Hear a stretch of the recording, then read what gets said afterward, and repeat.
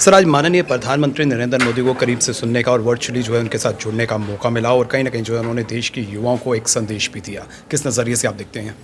राष्ट्रीय खेल दिवस के उपलक्ष्य में माननीय प्रधानमंत्री जी ने सीधे युवाओं से चर्चा की, बात की, अपनी बात रखी और देश में जो खेलों को लेकर सुधार हुए हैं, इम्प्रूवमेंट्स हुई हैं, फैसिलिटीज़ बढ़ी हैं, इंफ्रास्ट्रक्चर बढ़ा है, खेलो इंडिया के माध्यम से, फिट इंडिया के माध्यम से और यूथ एंगेजमेंट का जो कार्यक्रम माई भारत के माध्यम से हुआ है उसके ऊपर सीधा संवाद माननीय प्रधानमंत्री जी ने युवाओं से किया।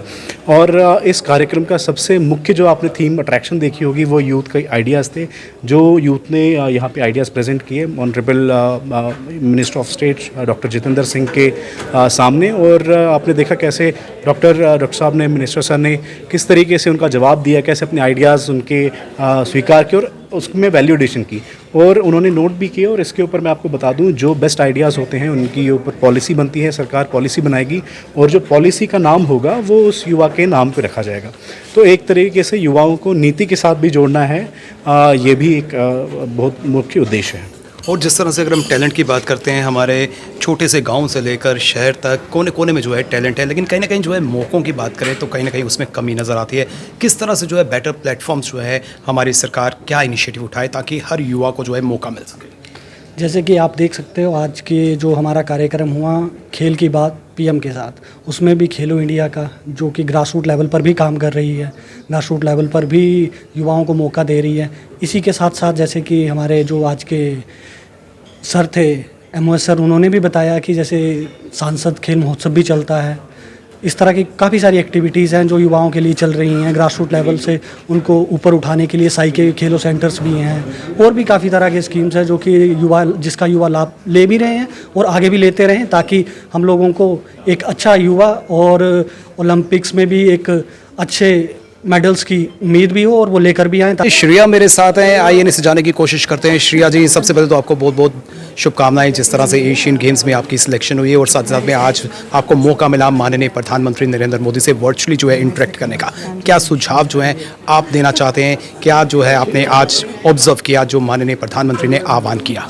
जो प्रधानमंत्री जी ने आज बोला है, खेलो इंडिया जो स्कीम है उसके तहत उन्होंने 36 करोड़ का जो बजट है वो निकाला है। उसकी वजह से मैं खुद एक खेलो इंडिया एथलीट हूँ और टॉप स्कीम में रह चुकी हूँ, तो उसकी वजह से जो एथलीट्स हैं उनको काफ़ी ज़्यादा, चाहे वो इक्विपमेंट्स के लिए हो या इंफ्रास्ट्रक्चर के लिए हो, काफ़ी इम्प्रूवमेंट हुआ है।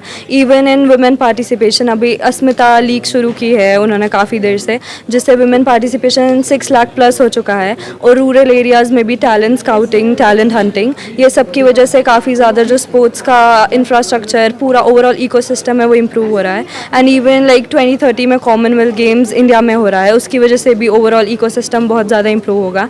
एंड 2036 में भी इंडिया में ओलंपिक्स का बिड करेंगे।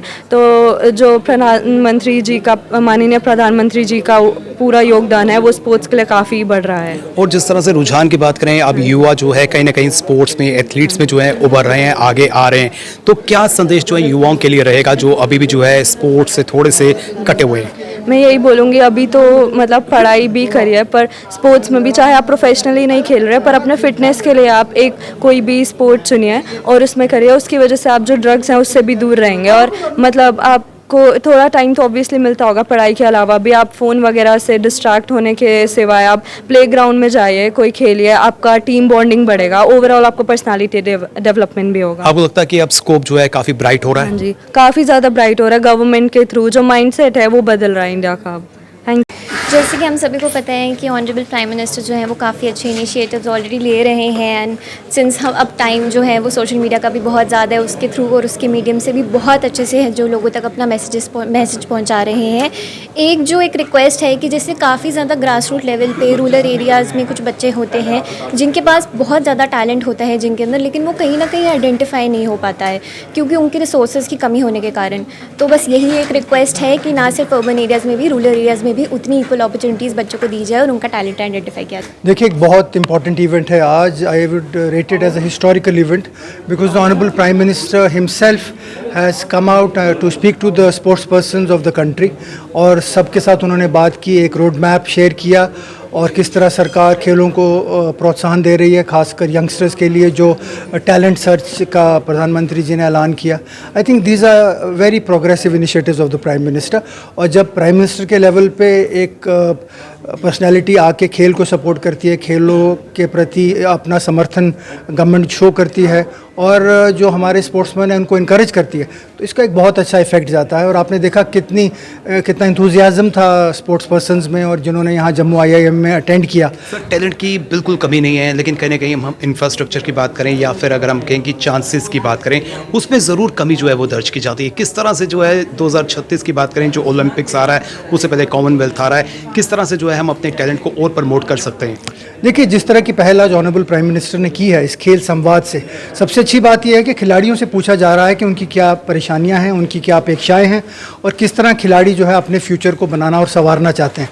तो आई थिंक जो इस संवाद से आइडियाज़ आएंगे, जो फीडबैक पूरे कंट्री से स्पोर्ट्स पर्सन्स और स्पोर्ट्स लविंग लोग देंगे, वो गवर्नमेंट को मदद करेंगे अपनी पॉलिसीज़ को बेहतर करने के लिए, उसे स्ट्रीमलाइन करने के लिए, और आगे जाके हम खेल को कैसे बढ़ावा दे सकें, चैम्पियन प्लेयर्स कैसे प्रोड्यूस कर सकें। आई थिंक ये बहुत अच्छा कदम है और ये आगे जाके बहुत हमें फ़ायदेमंद साबित होगा।